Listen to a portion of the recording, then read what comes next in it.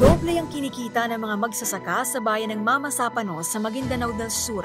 Ito ang ulat ng isang opisyal ng Bangsamoro Autonomous Region and Muslim Mindanao o BARM.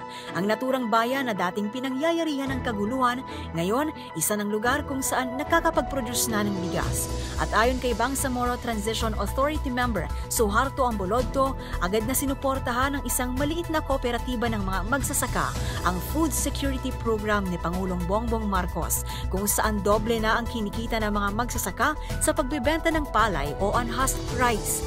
Dagdag pa ni Ambolodto, nakakapagbenta na ang mga magsasaka ng higit 22 pesos kada kilo ng palay mula sa dating 13 pesos kada kilo.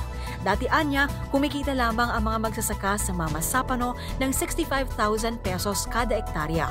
Pero ngayon, nasa halos 250,000 pesos na ang kanilang kinikita sa kada ektarya.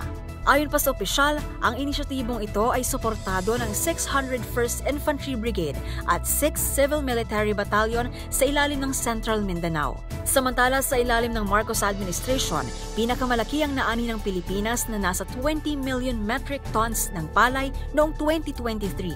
Nasa 300,000 metric tons naman ng imported rice ang naibawas ng kasalukuyang administrasyon. Mula sa kauna-unahan sa Pilipinas, DZRH, ito si Pamela Adriano. Tuloy-tuloy sa pagbabalita, tuloy-tuloy sa serbisyo. Sama-sama tayo, Pilipino. MBC Network News!